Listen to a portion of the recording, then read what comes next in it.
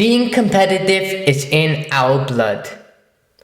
Just like the ancient gladiators, being competitive is necessary for their survival.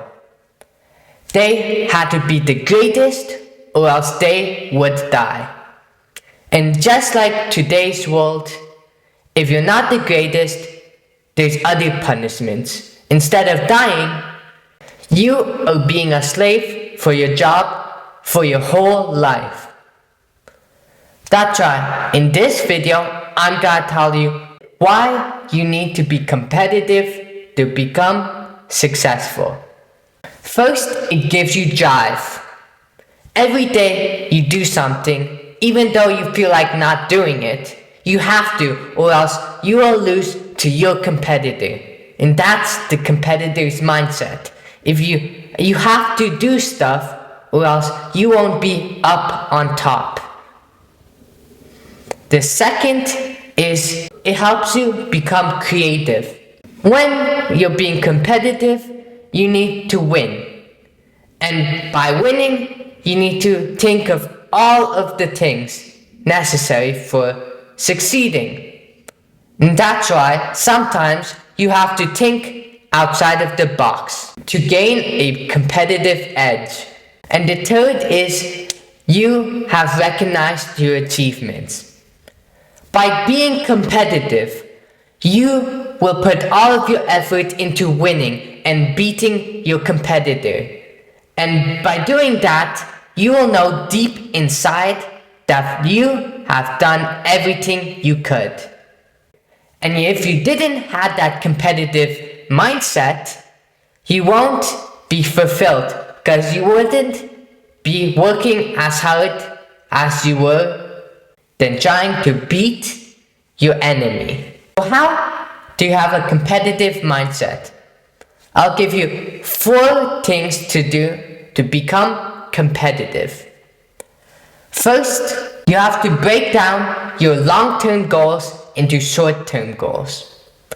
By breaking down your goals, you'll know what to do at that certain moment, and that will help you focus on the objective of what you're doing, which ultimately will motivate you to do things and know what to do to outwork someone. So if I was in your position, this is what you would do. You would first have a long-term goal.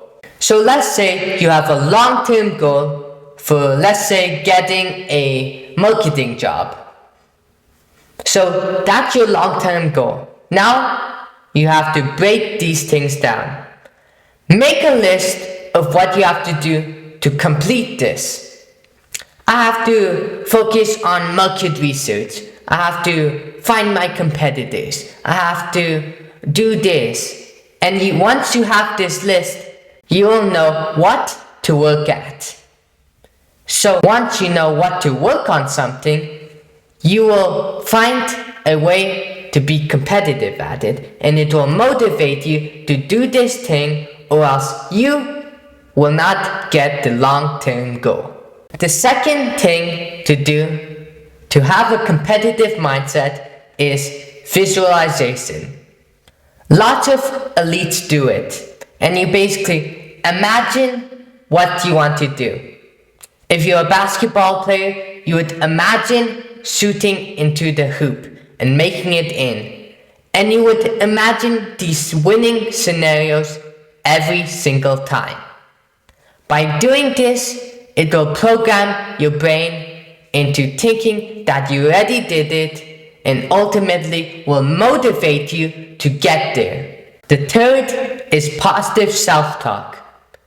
Positive self-talk helps you gain more confidence and helps you reinforce your beliefs. By repeating a phrase like, I can do this, or I'm unstoppable, this will reprogram your mind into actually believing in yourself and ultimately doing that thing.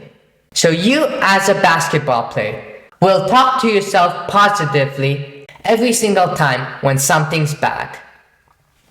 So when you keep on sucking at something, or when you can't shoot a ball in the net, you'll keep on telling yourself that I can do this and this is possible. Or something else that is positive. And once you keep on doing this, it'll trick your mind into staying positive and into being more confident, which once you do that, you won't doubt yourself and you'll be able to shoot the basketball into the net.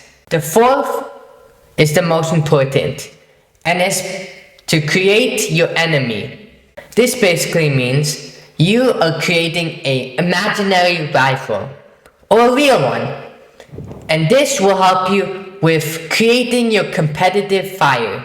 It will make you more competitive by every single time you take things personally and you keep on trying to beat that imaginary or real enemy. This could be your opponent, it could be an alter ego, or it also could be your teammate. If your teammate says something bad about you, now you are trying to beat him as much as possible and to prove him wrong.